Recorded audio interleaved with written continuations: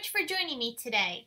I'm sure many of you have heard of the new Inkylicious Ink Duster Brushes. These duster brushes are very similar to an ink blending tool that allows you to put ink onto your paper. However, the neat thing about the ink dusters is that this is an actual brush instead of a sponge like you would be using for a blending tool. What I like about the ink dusters is that it allows me to have a little bit more control in applying a lighter amount of color to my paper. So I don't have to worry about having any harsh lines or any smudges on my paper from the ink blending tool.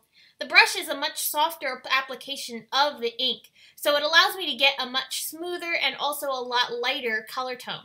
Now, if I was going to be doing something a little bit more heavy-handed where I wanted a lot of really concentrated amount of color, the blending tool may be better for you because you will be able to get a lot more concentrated ink easier. You can get concentrated ink with the dusters, but it takes a little bit more time to apply that ink onto the paper and gradually add on more and more layers of color. So bear in mind that this will take you a little bit of time if you want to go ahead and add a lot of really concentrated color to your project.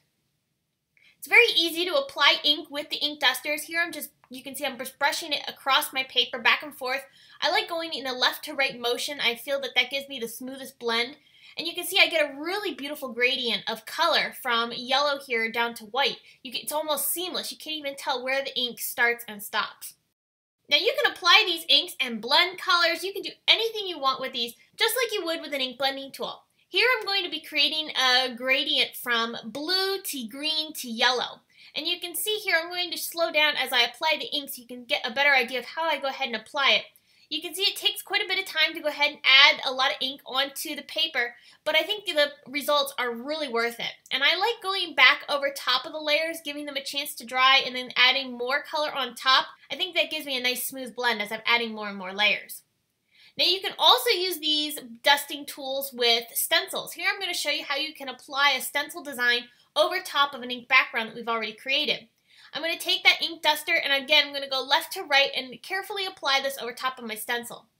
Now the nice thing about the ink dusting tools is that because they're a much softer application of the ink, you can use a really delicate stencil and not have to really worry about it getting pulled up like you would with an ink blending tool. Here's a look at how that blending looks on top of the ink blending we had already done to the background. You can see it's a great tone-on-tone effect and you get a really seamless design. Now here's a look at how you can create a gradient from a color to a white area, or you could do this on top of colored cardstock. I'm using a dye ink here. The previous example was showing how I use distress inks. This one here is just a regular dye ink. This one's from Altino.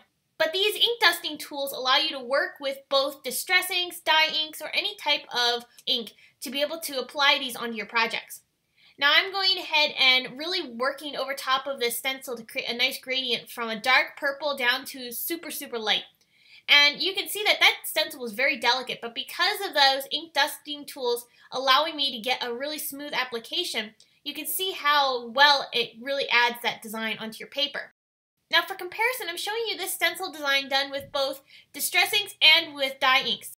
The distress inks you can see are a little bit lighter than the dye inks. I've noticed that with all of the projects that I have created so far with these ink dusting tools, that dye inks go on a little bit darker than the distress inks will.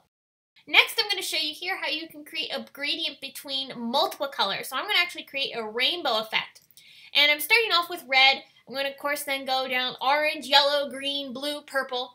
And as I continue to go down, I'm making sure I overlap the colors to get a really great, beautiful gradient in between. And because these ink dusting tools blend the ink so well, I get a perfect seamless transition between the different colors, and it's so smooth and so beautiful. I really love it.